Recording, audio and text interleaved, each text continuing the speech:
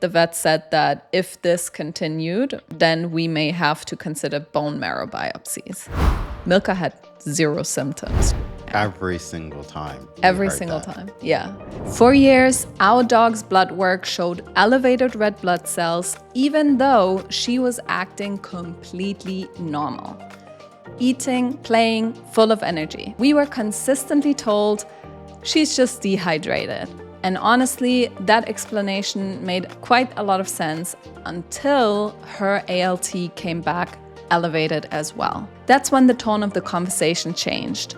And over the next 12 months, Larry and I tried to understand what was actually happening with our dog's abnormal blood work. We repeated labs, we tracked patterns, we adjusted what we were doing, and eventually we spoke to 5 different veterinarians whose conclusions were not the same. If you've ever looked at your dog's blood test with numbers slightly outside the reference range, you know how unsettling that gap can feel. But this episode isn't just about lab values. It's about how we navigated vet visits, conflicting opinions, and those moments where we were asked to make decisions without full clarity. I'm Charlie Pruden, and this is the Next Level Pet Parent Podcast. Our mission is to help proactive pet parents make calm, confident decisions for their pets. And today we're sharing our full timeline, what we questioned, what actually helped, and what finally allowed us to step out of panic mode and see the bigger picture. If you've ever wondered whether you're missing something serious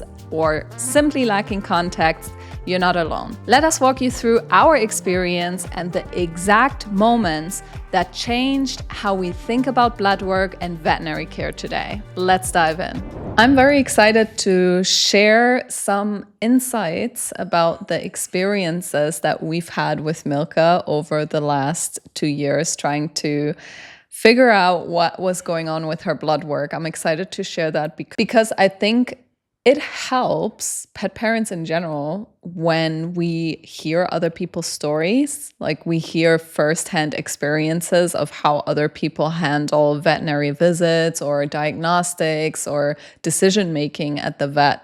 I think it just helps getting a different type of view. And I'm excited to share that today because, to be honest, it was quite surprising in the end.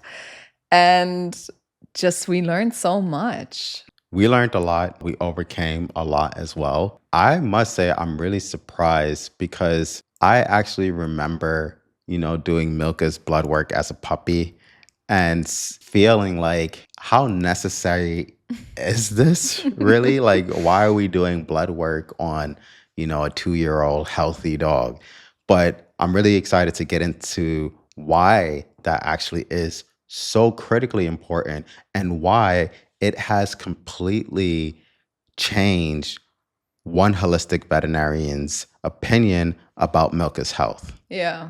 I mean, that was kind of like most important piece of evidence in the end. But yeah, we're going to get into that later. But to start off, so you already mentioned we have been doing blood work for Milka ever since she was a puppy.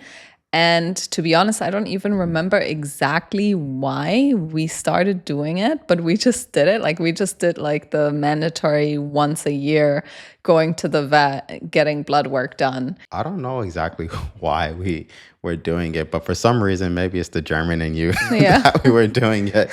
But I remember, I think maybe around when Milka was probably like 2 or 3 years old, we have been hearing, hey, it's important that you do those annual checkups and blood work. But again, I'm really excited to talk about why that was so important in Milka's case in this episode today. Yeah. So something that was really weird when we got her puppy blood work done. So I would say actually every single time we got her blood work done, the vet always said her HTC and HGB is slightly elevated and she's probably just dehydrated right now. Every single time. Every single time. Yeah. And I remember we got to a point where we were like, why is she always dehydrated? But at the same time, it made sense, right? Like we were living in Dubai. You know, it was like, okay, makes sense. She's a French bulldog. She's always panting. She's always like dire need of water whenever it gets hot, right? Like we were always doing things to cool her down. We would put her in buckets of water. We would then get cooling jackets. You know, she would inhale water when she was like severely thirsty or hot rather. And it just always made sense why the vet would say this dog is a dehydrated dog. And that went on for several years. And I think probably around when Milka turned, or when Milka was around 8 years old, we were like, okay, we're preparing now for her blood work. And kind of like the winter time of Dubai, we're doing our best to make sure that she doesn't get overheated, that she's not, you know, panting too much, you know, and like really keep her hydrated with bone broth, goat milk, and like she was on a raw diet as well, which also contains moisture. And I think that, you know, we went into this blood work with high expectations of, all right, we're going to be able to like control this one. But something else happened. So what happened? So I think you're talking about the blood test, the first blood test that was flagged to us as not just being dehydrated, but actually a concern. Like the vet had a concern because in 2024, that was, Milka was 8 years old. And again, her HCT and HGB were elevated, but then also her red blood cell count was elevated. And her liver enzymes were also elevated, ALT. And that was the most alarming one. Yeah, because that never happened before. Because Milka, up until then, always had perfect liver values. So the vet actually diagnosed her with increased amount of red cells. And the vet said that if this continued, then we may have to consider bone marrow biopsies. And that sounded scary. Yeah. I remember that. Yeah. So that sounded like something that I definitely want to avoid. And then basically we were talking to our veterinarian, and basically the way that we approach veterinary care is that we always have multiple vets at a time. Again, this is actually... This sounds like some super balling stuff, but it's not, right? Like, no, I mean, but also, to be honest, like, again, this whole process has really taught us how crazy important it is to have multiple veterinarians, right? But we've always had multiple veterinarians because we did not have physical access to integrative and holistic veterinary care. So back then we were still in Dubai. We had our Dubai vet. You know, she was a conventional vet. She was a great vet. We really liked, yeah. We really had a great relationship with her, but she always did the diagnostics, and then we would get a second opinion from a holistic vet online or an integrative vet online. Yeah, when our conventional vet flagged this, she said, okay, we need to just monitor, get the same thing done again in 3 months, the same tests, put her on some liver supplements, which she was on liver supplements anyway already, but we ramped up the liver supplements.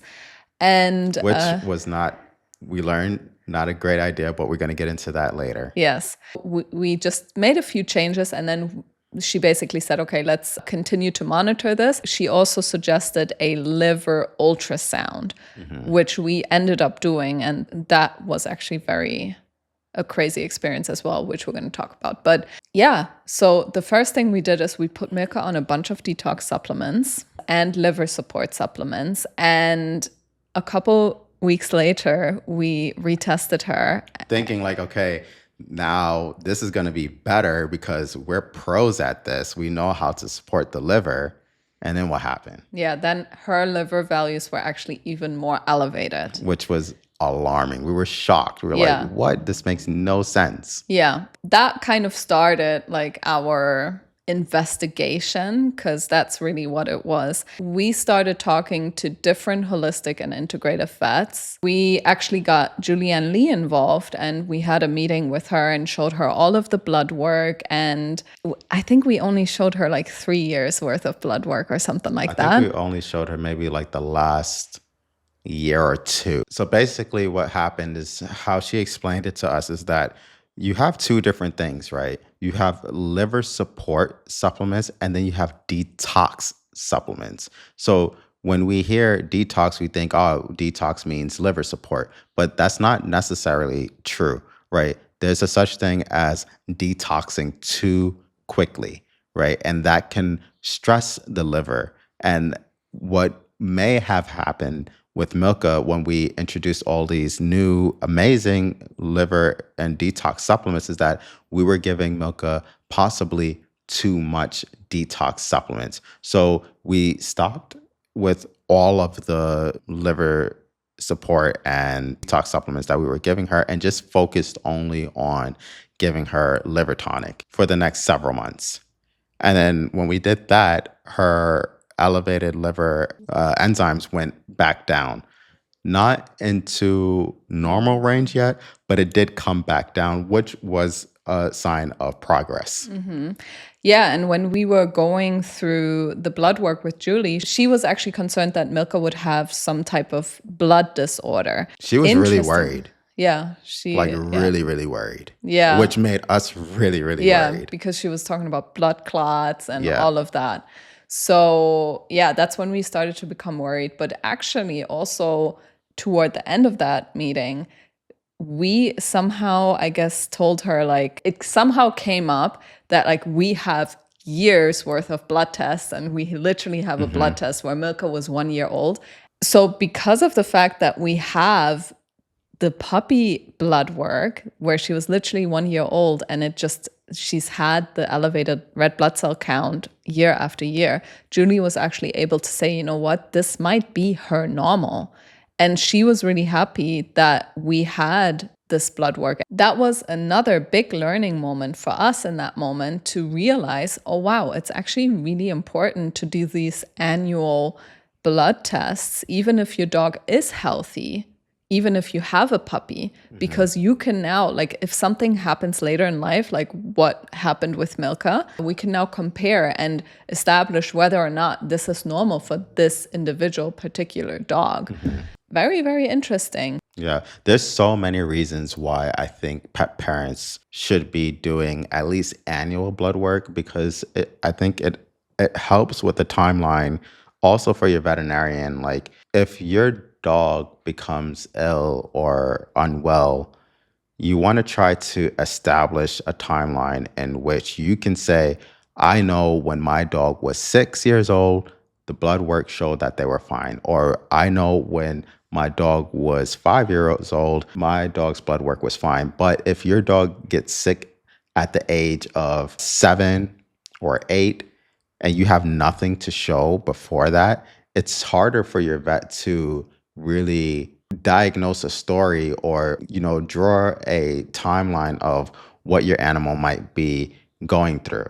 And also something that I remember from that meeting with Julie was that she kept also asking, like, does she have any symptoms? Does she show these symptoms? Does she show these symptoms? Does she act like this? What's exactly happening? And something that also became very clear is at the end, you do have to treat or look at the end, you do have to consider your very individual dog and what the dog is showing you. And Milka had 0 symptoms. Which was crazy. Yeah, she's super healthy. There's nothing wrong. Like, there was nothing. It was just the blood work. And that was kind of a sign, again, that shows, okay, maybe that is just her baseline. Maybe she just has always had these elevated red blood cell counts, and that's just her normal. But again, I mean, we were just a little bit too worried to just let it go at that point. So of course, we as continued. We should be, though. Yeah. So we continued to monitor. We continued to do at that point, I think every 3 months we did a blood test. I think it's really important to mention right here. Yeah, it felt like maybe we're overreacting, but at the same time, right? Like, are we getting ahead of something that could be quite tragic? Absolutely. Yeah. Like we really didn't know what we're dealing with. Are we dealing with the beginning stages of something that could be chronic? We have no diagnosis here, right? Like still from the vets that we spoke to, even speaking to Julianne Lee, we didn't have, this is what your dog is dealing with. Yeah. And until we can have a diagnosis or a strong hypothesis, we have to, act with caution. I mean, I love my dog. I'm going to proceed with a lot of caution and trying to figure out like how do we minimize, right? Like if we're just talking about blood work, then and trying to get her values into the normal range, well, what can we do to make sure her blood work is in the normal range? One very important thing that I want to mention that is so, so, so important is whenever you get your blood work done or whenever you go to the vet with your dog, always have them send you an email with a summary and the records. So whenever you get a blood test done, get the record, get the actual blood test emailed to you and put that somewhere where you just compile all of these different, dog health documents. Like, for example, we do this in Google Drive. We have one folder where all of Milka's blood work is. That's Everything, just every health report. yes. Yeah. Like nutrient testing, like whatever we do with Milka, we store it on that Google Drive. And it's really great. I just also want to mention because you might be in the situation, if you're listening or watching, where your veterinarian will just say, well, we keep the medical records online on your file within our veterinary clinic. But you might be in the situation where you have to see a different veterinarian. Okay, I know the comeback will be, well, our vet always reaches out to the other vet to get all of that information, but you don't really know exactly what is being shared. We've had a veterinary clinic reach out to other clinics, and they don't always get all that information that is involving your animal.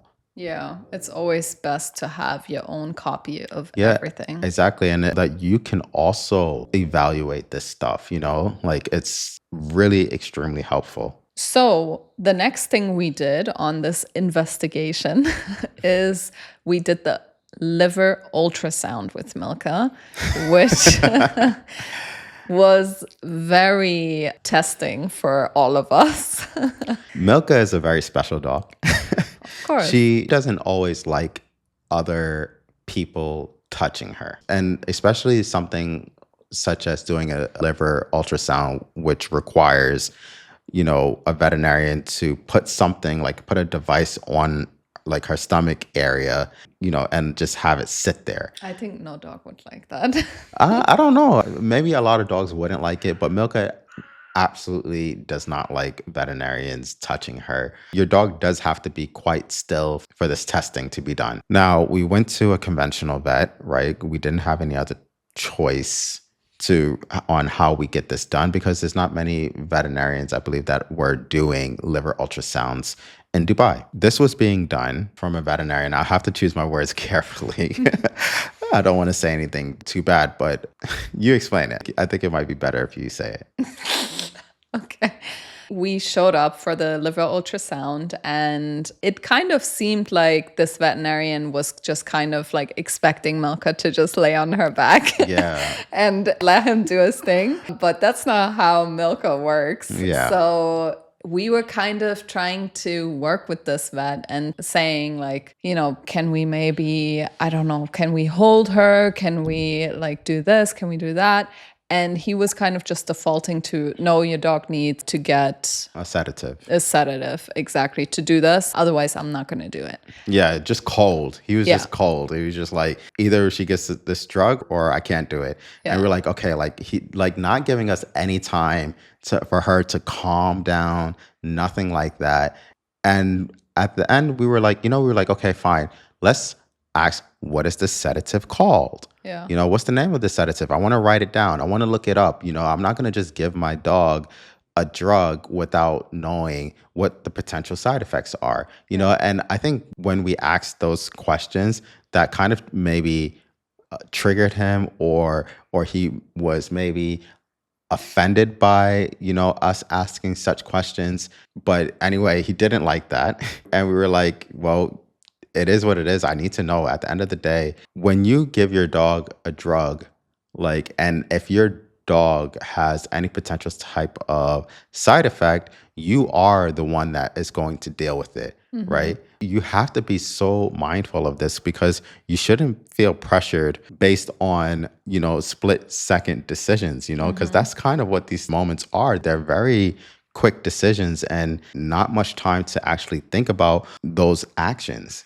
We drew up enough confidence to be like, you know what? Let's stop here. We're going to do some research. We'll pay for this consultation and we'll come back if we decide to come back. In our case, we did the research and then we actually ended up going to a different veterinarian who could also perform liver ultrasounds, and it was a completely different experience. Did it take longer to get that liver ultrasound done? Yeah, it did. I think it probably took maybe 30 to 45 minutes. It didn't take 15 minutes.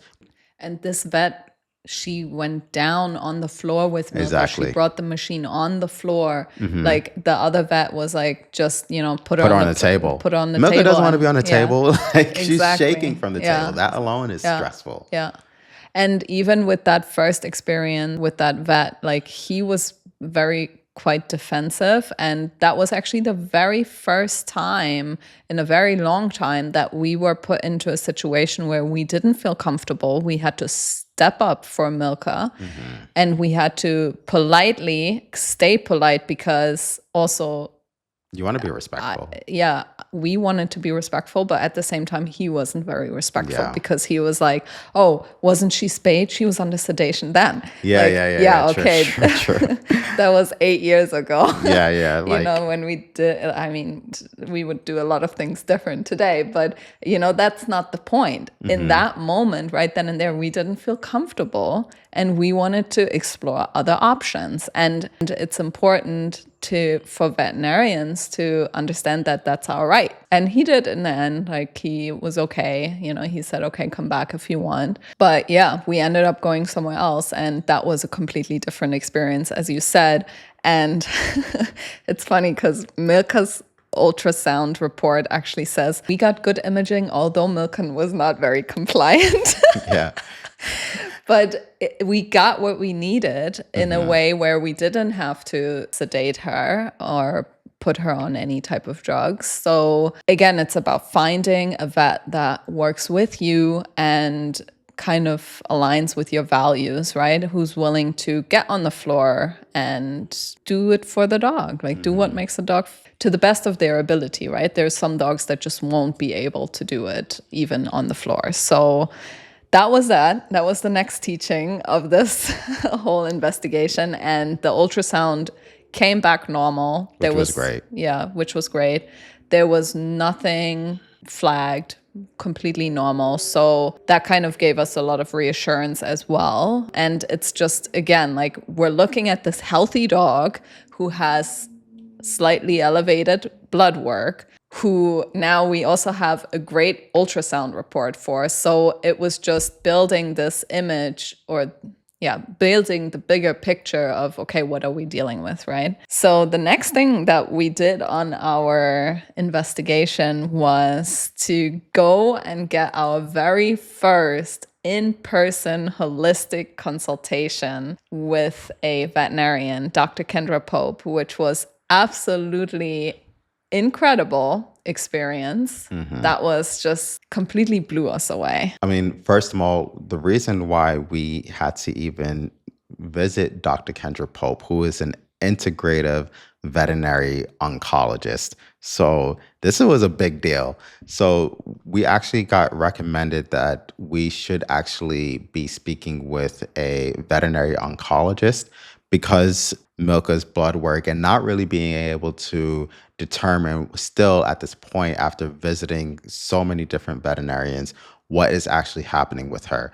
And we were like, okay, let's get in touch with Dr. Kendra Pope because we know who she is. She's an integrative veterinary oncologist and she specializes in evaluating blood work. So this was, as you said, an incredible experience and one of the first times we've ever done it it was the first time that we've done it in person consultation with a holistic veterinarian, and the experience was completely different. Yeah. So to start with, I mean, we went there with Milka. There's no table in the office. Dr. Kendra, she goes on the floor, she greets our dog. And then to start with, Kendra really started with like, okay, where did you get your dog from? No, we got to roll that back because, Really? yeah, you don't remember? Because what actually happened was you don't even actually go into that clinic until you answer a True. list of questions. Yes. And you send every piece of medical history that you have on this dog. She wanted to know what was your dog eating when they were a puppy. She wants to know when that dog was vaccinated, every time that dog was vaccinated. She wanted to know literally anything that we can think of. She wanted that document like within her veterinary team, and they take time to evaluate all the documents. They got in touch with our vets in Dubai. She even wanted medical history from when Milka was living in Germany for the like only 6 months before we moved to Dubai when she was a puppy. Like, so it was like so incredibly detailed. We have never had a consultation like this. And this consultation was also really, really long itself. Yeah, that was. So you're just talking about all the things we had to do before we actually got to the office. Yeah. So yeah, thank you for adding that because you did all of that. I didn't remember that. But yeah, when we got to the office, she started with, okay, where did you actually get your dog? Like, what is the history of your dog's parents? Yeah, the as breeders well, and right? So we kind of were just mind blown because like nobody has ever asked us this before, like no vet. And that's how it continued. So she went over all of the information that you had sent prior and kind of went over things to like double check with us, clarify some things. I think we were there for like 2 hours. More. Okay. we were probably there for a good 3 hours, maybe. Yeah. Probably close to 4, to be completely honest with you. It was a long time. Yeah. For waiting for some of the results, probably. Basically, Dr. Kendra, she was kind of reiterating what we had already known until that point, which is, okay, either we're dealing with one of two things. Either this is Milka's normal, and we're just going to have to accept that Milka has elevated red blood cells. Or the second option would be that Milka has some type of blood disease, autoimmune disease. So those were like kind of the two options. And we were going to do tests with Dr. Kendra to kind of figure out which of these options is happening. We did the tests with Kendra. We did like a nutrient profile, we did a hair analysis, we did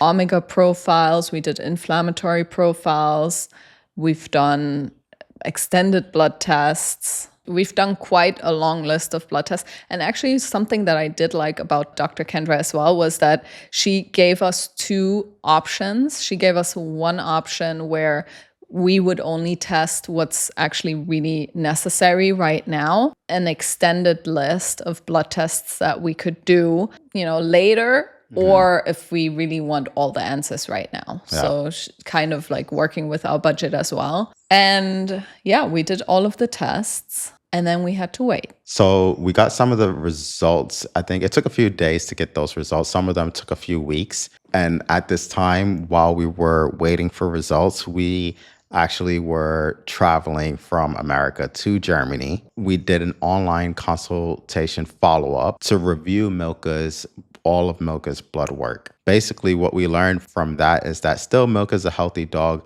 There were a few nutrient profiles where like she needed more omega-3 in her diet and she needed some more vitamin D in her diet as far as her nutrient profile went. She also noticed that Milka had very thick blood. Even when her blood was being drawn, they said that her blood was thick and she was under the belief that maybe Milka might need some blood thinners or she may need to be a candidate of blood donations in order to help thin out her blood.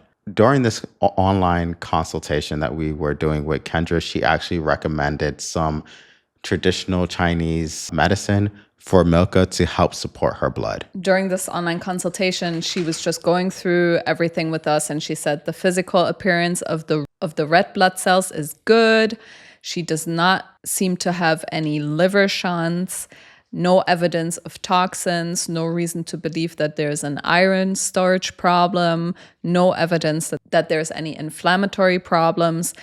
And she really basically said that from all of the tests that we've done, which is really good that we've done these tests to kind of rule things out, she said that from a conventional perspective, there's no diagnosis or pathology. So she kind of said that we should continue to monitor her blood values, consider donating some blood, which unfortunately Milka is not a candidate for because she's too old now. But I mean, yeah. But yeah, she said to monitor her blood pressure and monitor her blood results, continuing with that. And the only thing that she said that we could still do is to go to a veterinary cardiologist to see if she has any shunts in the heart. It's kind of like looking at the individual dog. And at that point, like Milka is healthy. She's still, there's no symptoms.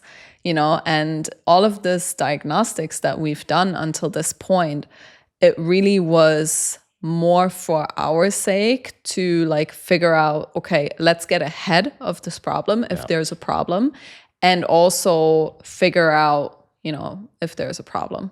In the end, at that point, we still didn't get like a clear diagnosis, but everything was looking as if this is just the normal for her. Mm-hmm.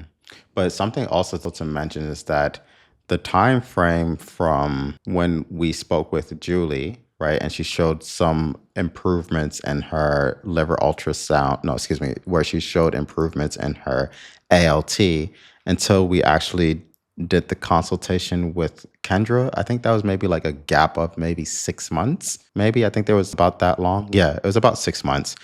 And we were still doing blood work maybe every 2 months in between that time.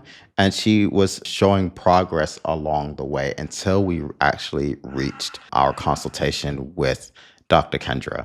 So she was showing progress, and then we reach Germany, where we actually did the consultation with Dr. Kendra Pope online while we were in Germany. And then it was time for us to do another blood work for Milka just to make sure and see where we are, if we're continuing to see progress. Yeah.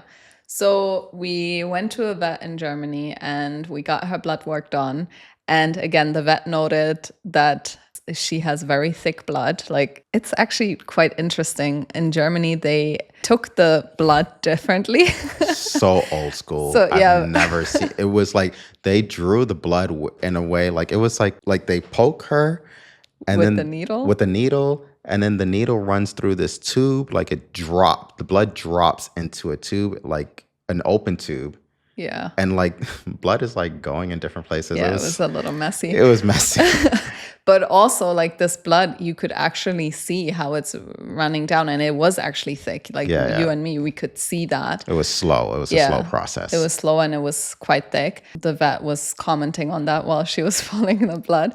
And then we had a consultation with the German vet, and I was talking to her about, how we have been doing these blood tests to monitor the red blood cell count. And, I was telling her a little bit more about all of the vets that we've talked about. And we're kind of trying to figure out if Milka has some type of blood disease or if this is just a normal for her. This vet in Germany, she actually said something that kind of blew our mind and also made us realize, like, wow, this is why it's so important to get multiple veterinarians looking at this and sharing their experience, because at the end of the day, every vet has a different experience with all the dogs, right? So yeah, this vet said something super interesting. And she said, so first of all, she said that the elevated red blood cell count isn't in a place where she would be super worried. However, she suspects that because Milka is a French bulldog, that this may actually be happening because Milka might have a persistent oxygen deficiency. in her body, which can cause the blood to be thicker, cause these elevated levels. So she was talking to me about it a little more in depth, and it makes a lot of sense. And especially because of the fact that Milka, when she is in Germany, or when she was in Germany, her blood results were better than when we were in Dubai or in Thailand, where the climate is hotter, where she is panting more, where maybe her airways are a little bit more inflamed as well. Whereas Germany is colder, she's not panting that much. She might have a better oxygen regulation in her body. So that was like really transformational for us to talk to that vet in Germany and hear her theory. And it was making so much sense because like her blood work in Germany showed massive improvements, but her blood work in New York as well showed improvements there too when it was winter over there when we did that. So we were like having consistent improvements, and then we had something that really made sense to this veterinarian in Germany through all of the other blood work that we have been consistently doing and also sharing as well. And that moment was really kind of where we were like, wow, like, you know what? We now have kind of like the permission to relax. Yeah. Because up until that point, nothing really made so much sense. And we weren't really happy with just like, oh, yeah, this might just be her normal. You know, we wanted to test and make sure that we're not missing anything. But until that point, when she said it, it makes so much sense. Yeah, we just kind of accepted that is Milka's normal. We're continuing to monitor. We're continuing to do blood tests every 5 months or so. And, you know, just keeping an eye out for this. But we have stepped back of the investigation mode, I would say. And we're kind of like just, you know, really came to this conclusion, like, at the end of the day, we need to look at our dog, and our dog is healthy. You know, I mean, other than, okay, you know, in oxygen is not great, right? But also we can now look at things and see what can we do to help her with that, right? So now we include oxygen promoting supplements within her supplement regime. We include chaga mushrooms into her diet because that helps with oxygen flow in the body. We include phytoplankton into her diet, which also helps with oxygen flow in the body. And that has been very helpful for her. We also started looking into ozone therapy. The only reason why we haven't personally done it yet was because we're traveling. And traveling with ozone therapy machine is actually extremely difficult to get onto a plane. So that's the only reason why we haven't started ozone therapy with Milka. But I would definitely consider ozone therapy if we were more stationary, a place where we can get that for her. Okay, so basically through this entire process, we have realized how incredibly important it is to, number one, do annual checkups. Like, I would recommend that everybody seriously does those annual checkups, even if your dog is healthy.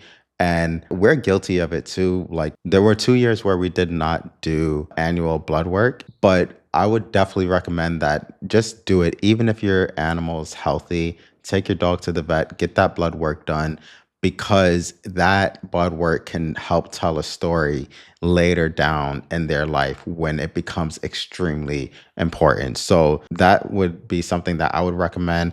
Make sure that you save every lab report, save it in the Google Drive. I would definitely recommend that you keep a health journal as well.